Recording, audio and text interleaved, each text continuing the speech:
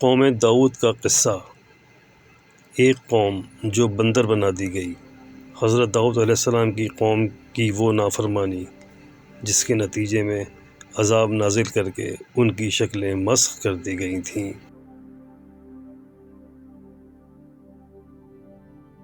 حضرت داؤد اللہ کے برگزیدہ نبی اور رسول تھے اور اپنے خطے کے بادشاہ بھی۔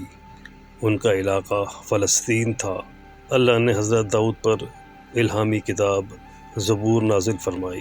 حضرت داؤد جب تلاوت کرتے تو چرند پرند اور پہاڑ بھی ذکر الہی میں مشغول ہو جاتے۔ انہیں اللہ تعالیٰ نے فولاد سازی کا علم بھی عطا کیا تھا۔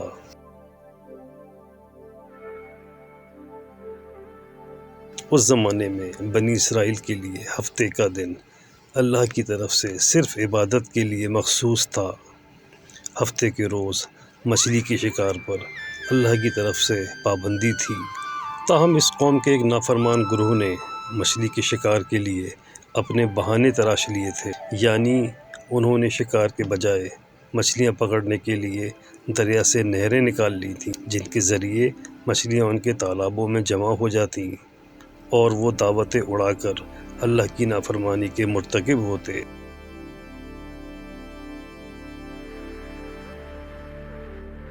اس قوم میں دوسرا گروہ ان کی اس نافرمانی کو دل میں برا جانتا تھا، جبکہ تیسرا گروہ علی اعلان ان کی خدائی احکامات کی اس نافرمانی کے خلاف مزاحمت کرتا تھا۔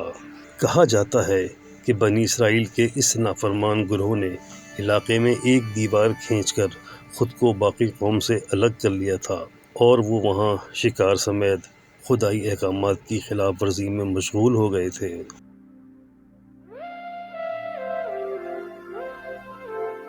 ایک روز حضرت داؤد علیہ السلام نے اللہ کے ان نافرمانوں پر لعنت فرما دی، اور پھر اس رات اللہ نے اس قوم پر عذاب نازل کر دیا۔ ان نافرمانوں کی شکلیں مسخ کر دی گئیں اور وہ بندر نظر آنے لگے۔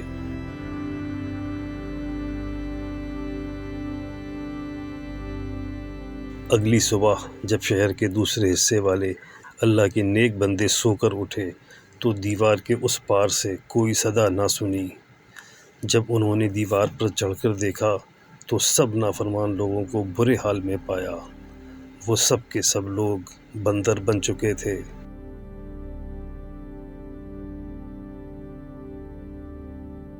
وہ بندر نما لوگ اپنے رشتہ داروں کو پہچان کر روتے، لیکن انہیں کوئی نہ پہچانتا تھا۔ وہ لوگ حالت عذاب میں تھے، نہ کچھ کھا سکتے تھے نہ پی سکتے تھے۔ 3 روز بعد وہ لوگ اسی حال میں سب کے سب ہلاک ہو گئے۔ قرآن مجید کی سورہ بقرہ میں بھی اللہ فرماتا ہے کہ جنہوں نے سبت کا قانون توڑا، ہم نے انہیں کہہ دیا کہ جاؤ ذلیل بندر بن جاؤ۔ قوم بنی اسرائیل کے اس گروہ کا واقعہ اللہ کے نافرمانوں کے لیے آج بھی نشان عبرت ہے۔